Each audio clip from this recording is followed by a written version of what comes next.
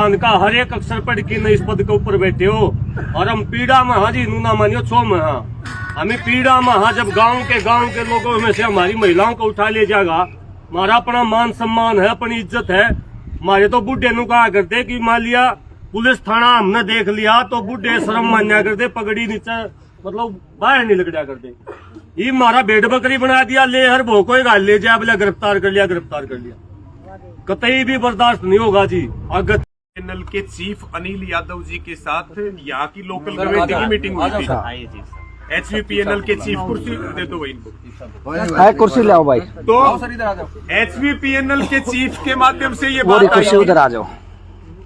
एक बार मैं सारी बात बता, हाँ बताओ बात करते वक्त तो 5 लाख रुपए हम देंगे एक टावर के, और बाद में चीफ साहब ने कहा कि भाई 50,000 रुपए मैं अपनी तरफ से दे दूंगा। यही बात हुई थी चीफ साहब।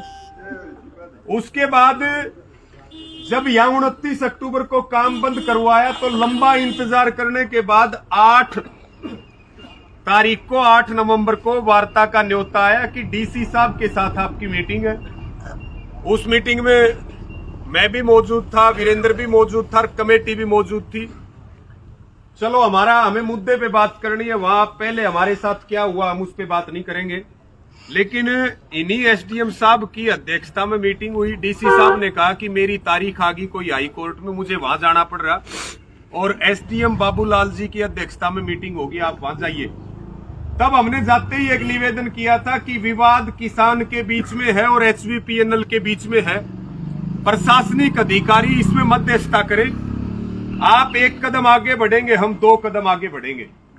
लेकिन उस मीटिंग में स्पष्ट तौर पे प्रशासन वकील बन गया HVPNL का। हमारी कोई बात नहीं सुनी गई, कोई हमारी सहमति नहीं हुई। पूरे दिन में 2 दौर की वार्ता हुई और लास्ट में यह कहा गया HVPNL के SCJE द्वारा कि भाई 1,75,000 रुपए प्रति टावर के मिलेंगे। हमने कहा पहले 5.5 लाख, अब 1,75,000। इसका मतलब बातचीत सुलझाना नहीं चाह रहे। उसके बाद एक नोटिस डीसी साहब की तरफ से जारी किया गया। जब 10 तारीख को पंचायत हुई, खड्डे पाट दिए गए।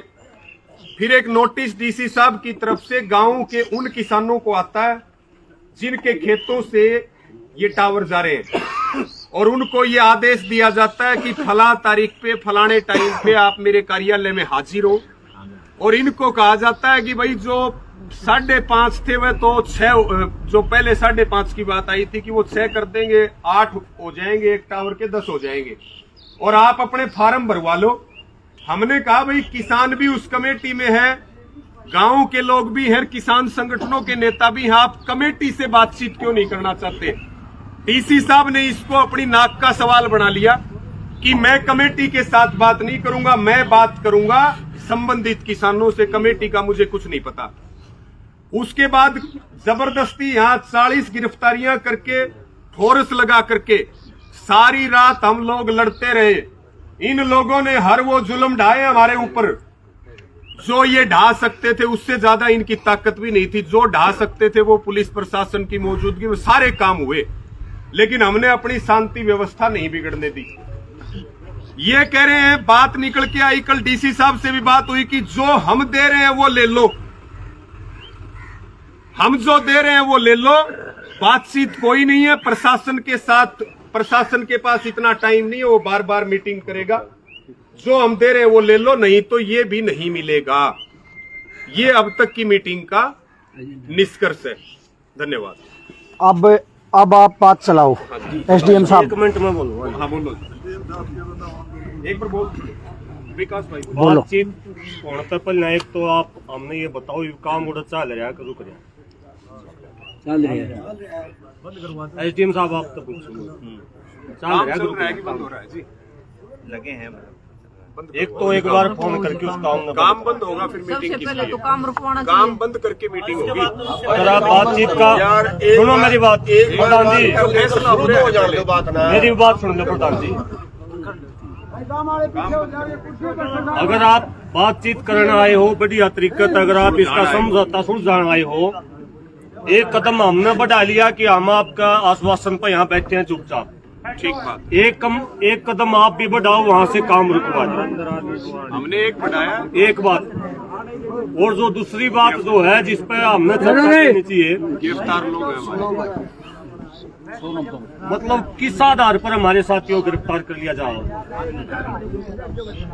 क्या पब्लिक के सर्वेंट है या पुलिस हमारे डर पैदा करने खातर है के? इस जनता ने डराने खातर पुलिस है या हमारा सहयोग और सुरक्षा के लिए है? ये बहुत गंभीर विषय है। आप संविधान का हर एक अक्षर पढ़ के इस पद के ऊपर बैठे हो और हम पीड़ा में हाँ जी नूना मानियो छो में हाँ, हमें पीड़ा में हाँ जब गांव के लोगों में से हमारी महिलाओं को उठा ले जाएगा, हमारा अपना मान सम्मान है, अपनी इज्जत है। हमारे तो बुढ़े नु कहा करते कि मान लिया पुलिस थाना हमने देख लिया तो बुढ़े शर्म मान्या करते, पगड़ी नीचे मतलब बाहर नहीं लग जाया करते। ये हमारा भेड़ बकरी बना दिया, ले हर भो को गाल ले जाए, बोला गिरफ्तार कर लिया। कतई भी बर्दाश्त नहीं होगा जी। आगत है भविष्य में इस प्रकार की कोई घटना, अगर कोई हमारा साथी, खेत हमारे हैं, खेत में जाओगा किसान, उसको कैसे रोका जाओगे? कौन सा कानून रुकवा हो किसी खेत में रोक पड़ता है? खेत की लेवलिंग करना किसान का अधिकार है, कानूनी अधिकार है। खेत का मालिक है किसान और उसको आप रोक रहे हो, खेत के अंदर से आपने वो पाड़ दिए, कानून तो आप तोड़ रहे हो। गिरफ्तारी उनकी होनी चाहिए जो रास्ते पाड़ रहे हैं, जो हमारे खेतों में बढ़नता हमने रोकने लग रहे हैं। गिरफ्तारी हमारे भाइयों की। तो आपसे निवेदन है जी, जो भी पुलिस प्रशासन का भी जिम्मेदार अधिकारी अगर यहाँ बैठा हो, किसी भी प्रकार से अन्याय, किसी भी प्रकार से कानून के साथ या लोकतंत्र के साथ या हमारे साथ अन्याय नहीं होगा। बातचीत शुरू करो, पहले एक बार फोन करो, काम बंद हो है, उसके बाद कमेटी ये फैसला करेगी, बातचीत करेगी आपके साथ। निश्चित तौर पर अगर आप समझौता करना चाहते हो, लड़ाई हम भी नहीं चाहते, कमेटी तो अंदर है, वो बाहर भी है जी, वही करेंगे, बाहर भी है, कुछ आ जाएंगे छोड़ भाई आखिरी बात सुनो यार, मेरी बात है, अगर तुमने यही बात पहले करनी है फिर तो इनको बुलाने का फायदा नहीं था। अगर बीच में बुलाया, बात शुरू तो करने दो यार। और भाई विकास है, हमने